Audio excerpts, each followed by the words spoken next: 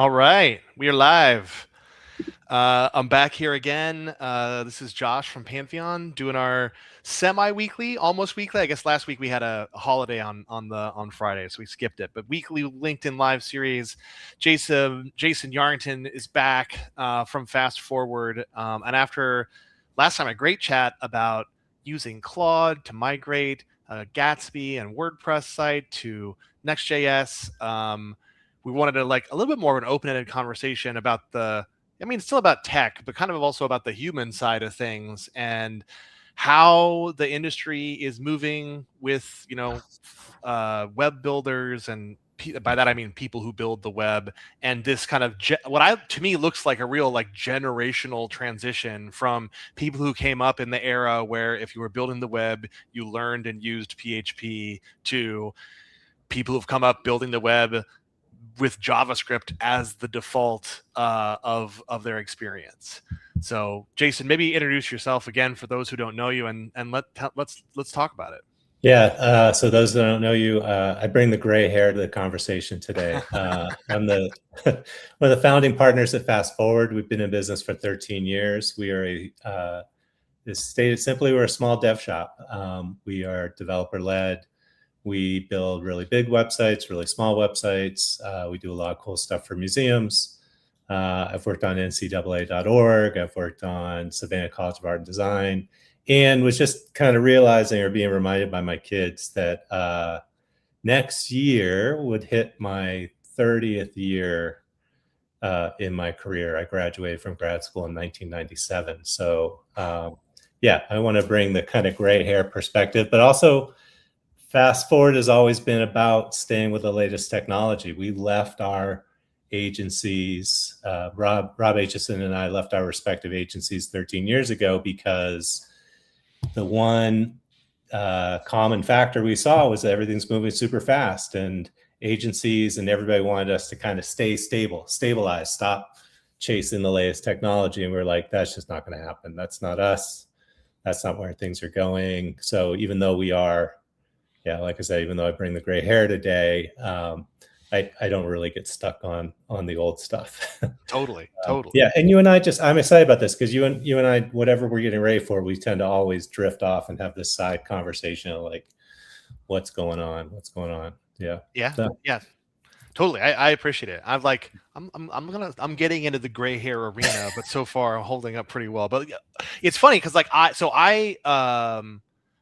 I got started, I like to say, like I started building the web professionally like when I was still in high school, because I had one job which was like doing landscaping work, for like side money, but then I also had another job where I was like slinging websites in like 96 as a call, and like I went back and looked up a couple of them. They're still around. It's amazing, like a local perfumery. So they have staying power. That we'll talk about that a little bit. I have my oldest daughter is getting ready to go to college in the fall, and Rob, my business partner, his oldest son is getting ready to go to college in the fall, and he's got like 8 or 9 web clients of his own, and won't take any advice. Rob's like, I can't tell him what to do or how to do it, but he's right where we were when we were starting out, and it's impressive to see. But yeah, I think the hook on a lot of this too is that Twitter and Quora and Stack Overflow, like you can't go a day without reading a text that PHP is dead. Why would I do PHP? Should I be learning Drupal or WordPress or some new stack? And I kind of wanted to dig into it for real rather than just talk about it. So I'm so happy we have a little moment to talk about it. Yeah. So I feel like that's a good maybe entry point, because I went in preparation for this. I did go look up it's 2025's Stack Overflow survey. That's like the most comprehensive survey I think that's out there. And I mean, it is like very clear that from a language standpoint, like JavaScript is used by 66% of developers. And then the top 2 web technologies and frameworks are the top 4. Sorry, it's Node.js, React, jQuery, and then Next.js. So it's just like, and then the next one's Express. That's the top 5 are all JavaScript. I have my own opinions, but I'm curious your thoughts. Why do you think that is?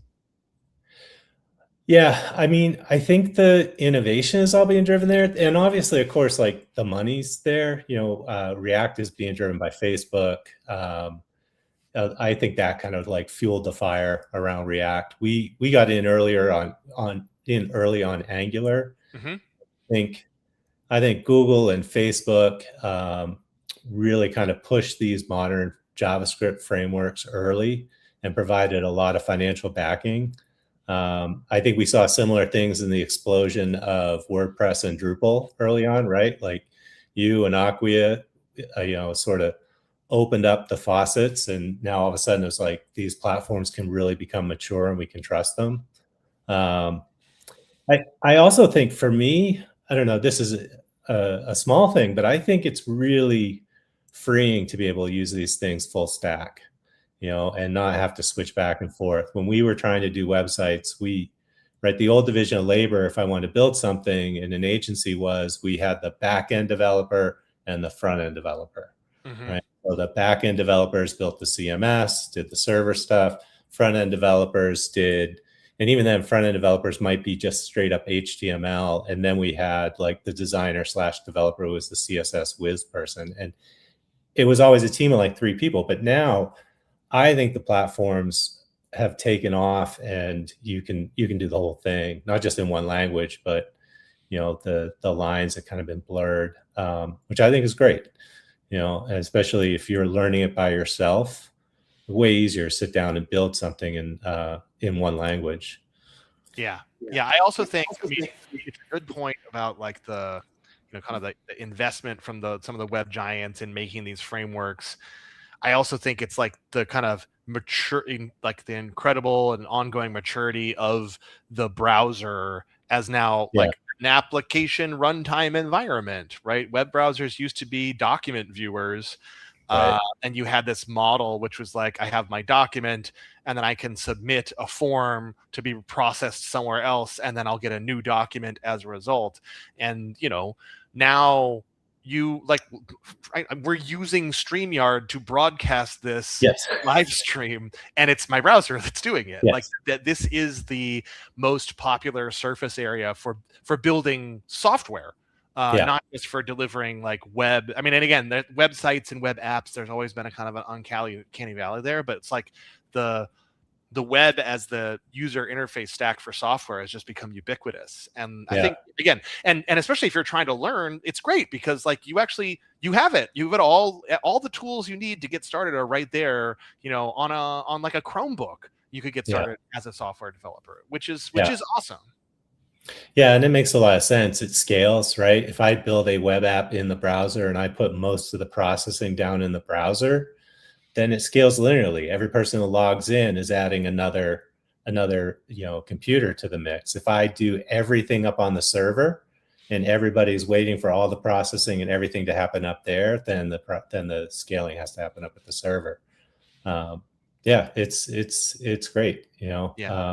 Amazing what we can build inside the browser, and that kind of relegates the back end to more kind of data-based things, data processing and transaction processing and so forth, which I think when you're learning this and you're trying to figure it out, it's definitely where we come from, of like, I find what the user is doing in the browser more interesting than what's happening on the server side.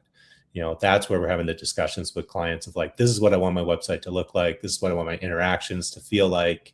This is what I want the user to get done. Well, that's all a discussion of what's happening in the browser. Nobody's really saying like, well, how it gets saved on the server and how it gets saved from session to session, we'll leave that up to you. Yeah, we trust your judgment on that one. Yeah, I think like there's something to be said for content architecture and modeling and like bringing expertise from the back end. But I think to your point, like what I observe a lot is it's just people are combining these disciplines and there's no longer that same division of labor. And I think also like in the era where you can leverage like vibe coding or coding assistants to really accelerate a lot of this stuff, you can get to a place where you could go pretty far pretty quickly, and if you're thoughtful about how you set that up, still be in a position to kind of carry it forward. I actually have a question for you. Oh, good. No, come back to that question, but that'll be the next whole thing with the vibe coding and everything. We've been moving more and more of our code into mono repos, right? So we used to be like, this is where the web server is built and it's in a repo, and this is where the front end is built and it's a repo. This is where the data transfer is and it's a separate repo. The mobile app's in a separate repo. We've been moving all of those into mono repos because if context is important, Mm-hmm. then it works better if it's in a mono repo. It works better if you are using a vibe coding tool, if you're using Claude or Codex, which I think is going to bring us right back to smaller teams working with more code, right? Yeah. So if I now have to have everybody do the full stack and I don't want handoffs and delays with handoffs, it's going to make more sense if we're in one language. Yeah.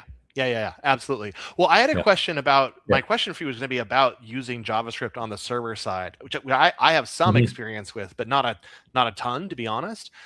How much of a mental lift was it for you or for people on your team to embrace, like, there's some things about server Yeah. side JavaScript that are like you got to think about differently, in particular the asynchronous nature of Yeah. JavaScript.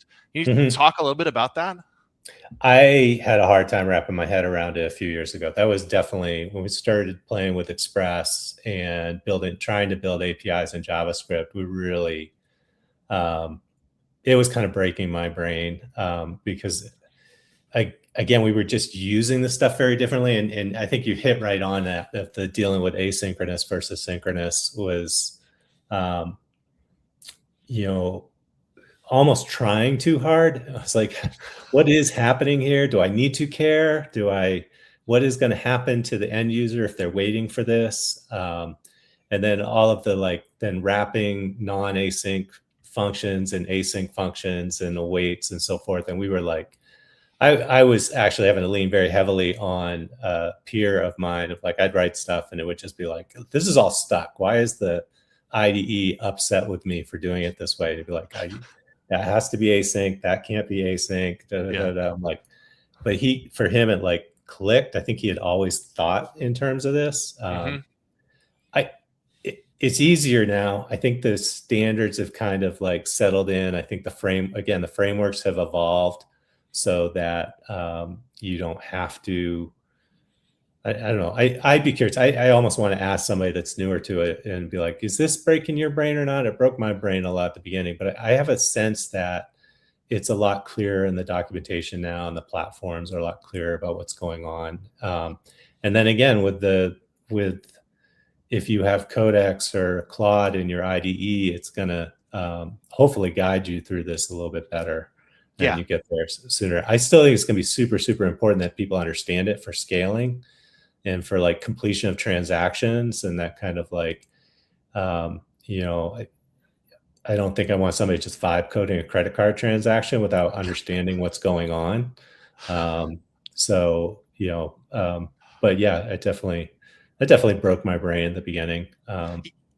Yeah. I my experience was very much like, yeah, we were building, it was, working on stuff on Pantheon, like for our own product Mhm. dashboard. And it was in early days. It was before like React had been released. So we were using a Yeah. pre-React framework, and on the front end and on the back end, it was a very rudimentary experience. And I remember just sitting there spending a whole afternoon with like, what they I'm just iterating through a for loop. Why isn't it going in order? And it's like, no, dummy, Right. that's just not how it works anymore. Right.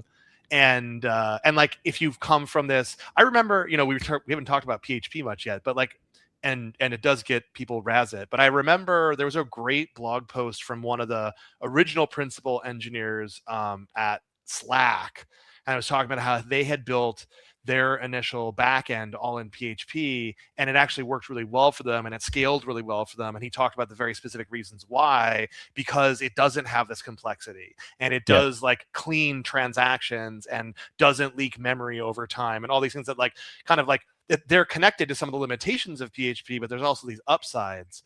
And yeah, I think I also suspect the tooling and like the sort of like handles around stuff are better now.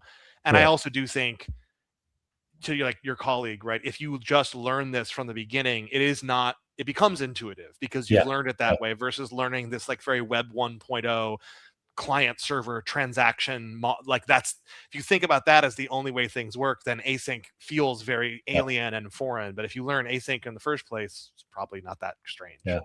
Maybe we should talk about PHP for a second, because if people don't get that far into rewatching this, they will. Yeah. They'll feel shorted.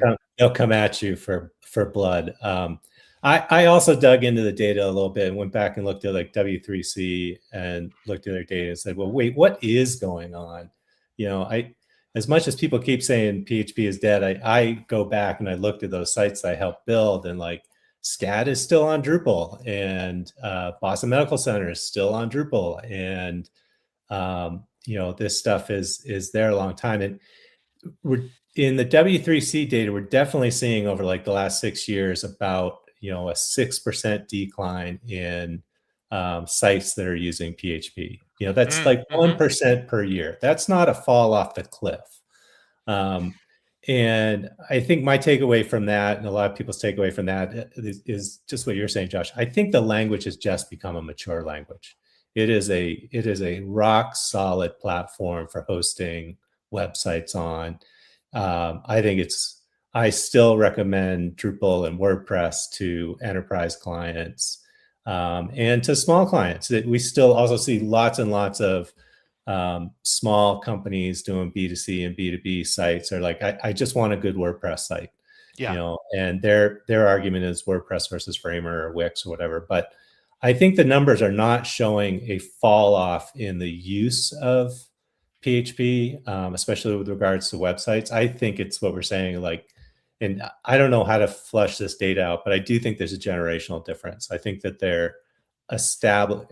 There's probably stuff in the Stack Overflow surveys, but my gut is if they broke it out by years in the industry, that you're seeing folks who've been in the industry for 10 years or more that have know PHP well and have good jobs with PHP are like, I'm fine with it. I'm sticking with it. It's grown. It's object oriented now. There's also a trend in there where adoption of PHP 8 was really great. It wasn't like I'm staying with PHP 7. Moving to and keeping with the modern platforms is going, and the hosting platforms are continuing to move people along. They're like, hey, you're moving to PHP 8.2 or you're moving to PHP 8.3. We're not keeping legacy support, and people are doing it, and it's not painful and it works well. So I want to make sure, nobody comes after you or comes after me and says, you're jumping on the bandwagon here. PHP is not dead. I don't think it's dead. And I grew up, now Perl might be dead. My first websites were built in Perl. Me too. First and I thought that was great. Yeah, we built some big things for the Census Bureau in it. I thought it worked really great. And I think the comparison to me on both of these is, at their core, there's still that little bit of a, kind of script kiddie where they're not fully, they don't have to be fully typed languages. They can be quick and dirty. But what happened to PHP and what's now starting to happen even in JavaScript is that's also showing maturity. With TypeScript, we can do fully typed JavaScript. We can build not only really cool things in the browser, but things that are maturing. So it's maturing as a language and catching up. But I don't think, we hired a lot of people out of boot camps, and this is anecdotal, but I haven't seen any boot camp that's teaching PHP to the web developers. Yeah, so. Totally. Yeah, I think I like looking at that server side text, like the long view on it, like the 10-year view. It's interesting because PHP went from like 80% down to 70%. So there's some decline there. 70% is still really big. Yeah. ASP.NET fell off a lot because it was big. I think that to me that reflects that just like transition of people build software with a sort of a more sort of core open source web stack now, and like the Microsoft has, they have a long enterprise legacy, so they're not like shutting anything down. But I think they've recognized that and they don't mind because like as long as you run it on Azure or build it with VS Code, they don't really need to own the like runtime. It's perfectly fine for them to do it. We've seen that with clients. We've seen that with clients too. It's an easy discussion. If we don't have to talk about the platform or the framework, and we just talk about where it's going to be hosted, they're fine. Yeah. Yeah. Yeah. Yeah. Like people who tried to build their whole websites on SharePoint, those sites I think died. Yeah. I Well, was, that's actually like hardcore end of life. yeah, Sometime early next year. I know that because I can't say who it was, but it's a state yeah, in the United States government that has like 5,000 or 6,000 sites yeah, that are on SharePoint, and they just don't know what to like. They're sort of they need a rescue mission yeah, because there's too yeah, many of them and they don't have time. But yeah, Microsoft's like, well, this was like the fourth and final warning. We are actually going yeah, to have to we have to turn it off someday, guys. yeah, yeah. Um, the other thing, the generational thing with talent is one thing. The other piece, I mean, again, you run an agency. I think like the idea that PHP is dead is clearly laughable if it's still powering 70% Mhm. of all websites. I think what people are feeling though is the flow of new projects. Yeah. Because I think you've got, like you said, you've got the expertise where in many cases you would recommend like a WordPress build or something simple because it's the right tool for the Yeah. job. But a lot of times, there's other tools that could be good for the job, or people are coming in with an opinion about technology. And if it's for a net new project and they've got an opinion, it's more likely to be attached to, a more modern technology, as the case may be. What do you mean? Like, make sure I'm on the same I page. guess that's actually kind of Yeah. a good question for you. Is like as you talk to clients and prospective clients about Mhm. new things that they're considering. Oh man, Excellent. yeah. Well, here you go on. Like new stuff that is coming in, like your pipeline, basically as an agency, right? Do you see a shift there? Like there's the talent Oh, pipeline, which is one thing, and then in terms of like the project pipeline, do you see that shifting towards JavaScript? yeah. Well, I mean, for us, I don't know if we're big enough to detect trends, but one of the things I've been excited about is that uh, people are coming to us with application ideas rather than just website ideas. So Hmm. they're okay with their website. So we have a client I can mention, ESAI Energy, and their website's fine. It does what it's supposed to do. It gets leads and so forth. But they provide energy forecasting data to clients, and that Hmm. has been through Excel forever and through reports. Typical, or not typical, but a consulting agency that's very, very data driven, and their choices have been either the web platforms, a Drupal, a WordPress. There are ways you can turn them into reporting platforms, but there's going to be a lot of opinion about using Snowflake or Tableau or BI and stuff like that. But then those seem super expensive and they don't tailor to what they want. They're too hard. Whereas we can build a custom solution that's exactly what they want in React in like a tenth the time. Yeah. And what we're going to do is we're going to pull the data straight from their sources they have already, and they don't have to change their workflow. Yeah. So if internally they have their data, like this is our platform, this is how we know how to use it. They have 25 analysts that are providing this data and providing custom reporting, but they're getting asked for an online dashboard and online access to it. So the old I think the shift I'm seeing, or I'm hoping I'm seeing, is that people are like, well, let's not buy another platform and make everybody learn it. Let's not, let's not buy another platform and add to the stack. Like, can't we just get what we have on the web? And that's where I think the advance in the JavaScript frameworks and what you were talking about at the beginning, what we can do in the browser is great. And then on the back end, we did a lot of projects where the solution would have been put Drupal in the middle or WordPress in the middle, but put Drupal in the middle, use something like the feeds plugin, feeds module, and pull it all into Drupal, Yeah. But and that's a then put it lot. all onto web pages. Now we're like, just leave it. Build a backend API that's going to go and serve the data to the browser, and go get the data from whatever you're using internally, and we'll just cache it in between. Yeah. Let the original source of data be the source of truth instead of trying to build another data warehouse or something in between. Yeah. Yeah, similar thing actually goes to SharePoint. We have a big client, big investment in SharePoint. They're not going to get rid of it, but the front end is all React. Yeah. It's like what we want to serve to our clients is React. Plus, they don't have to pay additional licenses. That like there's a whole licensing thing that makes this faster, more affordable. Yeah, I'm seeing that, people, and so we're not seeing as many. We want to redesign our website because we want to add functionality. It's like we're okay with our website, but we want to add functionality.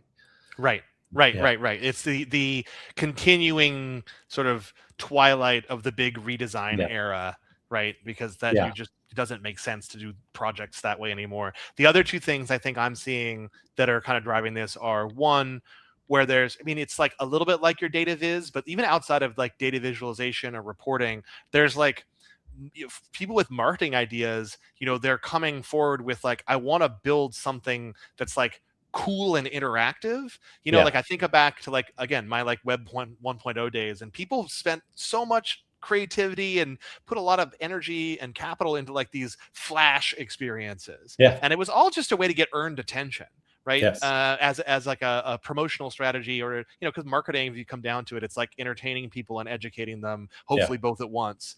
And like you can build full, like my kids, they come home from school and they want to do iPad time for a half hour. They just open Chrome and go to like one of their kids game websites, and they're often running like playing full on video games that are just in the browser. And so I think people want to invest in like, who are really invested in like creativity for the web. That's all happening in JavaScript. And then the other one is, I think it gets back to the async thing, is if you're building things that are going to try to leverage AI in some way, that ability to handle those like long running asynchronous handoff type processes that JavaScript just has natively, kind of it becomes the right tool for the job. I mean, it's not the only tool that could do that, but it becomes it lends itself to that. Whereas, when people try to build an AI like directly into a PHP application, it works if you are doing it for yourself or if you're one user, but it has real problems with scalability because it can't hand stuff off, Yeah, Timon's right. Everything old is new again and again. Yes. Oh man, for sure. For sure. Well, any other thoughts? I mean, we're coming up on our half hour. This was a good like riff session. Any other thoughts on like, as an agency principal, like what are you thinking about this from like a training or a talent or a positioning standpoint, or is this more just like about, sort of like internal to your practice? It's probably mostly about internal to my practice, but I know we circulated this question ahead of time, and I sat and thought about it quite a bit. I think it's changing the way I talk to the clients a lot. Especially in the last 6 months to a year, we definitely felt like we weren't getting the website redesign contracts coming in, for a bunch of different reasons. That stuff seemed to kind of dry up, and we were like, okay, what do we do? What's happening? And I think, the example I mentioned with the SAI is part and parcel to what we're doing with a lot of other clients of what are those projects that you always wished you could have gotten on the web and you never got around to because you're worried they'll take too long, they're too expensive, they're too complicated, we'll need another platform. And we're really, really leaning into this, like, no, it's actually, let's change the conversation here. Custom software is not hard. It's not expensive. Yep. I think that's a big change in how I'm talking about things. I can remember being in my previous agency, and we just told every account manager, don't ever say the word custom in front of somebody, because custom means expensive. Custom means slow, expensive, hard. And now I'm like, you know what? No, it doesn't. What we can do right now is so fast and so powerful. We can connect things really, really quickly. And I don't mean this to be like a shameless plug for Pantheon, but we've talked about this. This is why I think it's important that you started offering front-end frameworks, that you started offering Next.js hosting, because I think the right fit for everybody right now, if I went back to SCAD and they said, hey, we've got a new idea for a new thing we want to build, in the past, I might have said, okay, well, let's build a plugin. When you go to this page, you'll be 100% in React, but you'll still be hosted on WordPress. And we actually have several things on Pantheon that we built for museums that were 100% React, but they were on Drupal. Yeah, So kind of shoehorned in there. Yeah, well, literally, they were Drupal with like one page. Yeah, and we did that several times. So that's why I think the evolution is already happening by having front end hosting available. You start thinking like let's just not worry about that. Let's break it out. It'll be and that makes it even faster, right? We don't have to shoehorn into the old thing. And the other thing I'm thinking about is, if clients haven't already done it, they should be using design systems. They should be using component libraries and thinking about how they can reuse these things across their enterprise. I hate to call them legacy, but they're the sites that they've had for 10, 15 years that maybe aren't going to go anywhere, and they're new sites. And we did that with Boston Medical Center. Like we kind of did the design and then built the design system afterwards. We're like, let's refactor all of this, make sure they're reusable, and you can use these patterns both in WordPress, Drupal, and any JavaScript framework you want. So I think those are the two takeaways. I'm like, don't be afraid of calling it custom, and know that you can be on all these platforms and have a lot of code reusability. Yeah. The we didn't really talk about that, but the design system piece I am also just seeing. And here's the other thing: it's like a lot of entities out there, you don't have to create a whole design system from scratch. Like we are now well past the point where you can pick up one of there's like 100 good open source design systems, and it's like reminds me of the days of like Twitter Bootstrap, except now it's meant so that you can actually manage this across a portfolio of sites where you might even have a bunch of different technologies running around in there, but you can maintain, some semblance of governance, some semblance of accessibility across all these things, and then just radically reduce the cost of doing something new and having it come out looking beautiful, on brand, etc. And a good design system is going to be able to like support a variety of languages, but I would also say, from my perspective, that innovation really came out of the JavaScript world, because it was just the component-based thinking got driven through everyone's head, and that was like the engine behind a lot of it. Yeah, totally. Yeah, that makes a lot of sense. Yeah. Well, cool, man. I appreciate your time on a Friday afternoon. This is a fun chat as always. If folks, want to get a hold of Jason, you can go to fastforward.sh and see their beautiful site and all the work that they do. And obviously, you know how to find us at Pantheon. Thanks for tuning in, or if you're watching on demand, we'd love to hear your thoughts about the generational shift. Do you see a generational shift, or is this affecting your practice? Like, how is it affecting your business? It's a real conversation to have. So thanks for being here, Jason. Thank you. Thanks a lot. All right. See y'all later. Bye.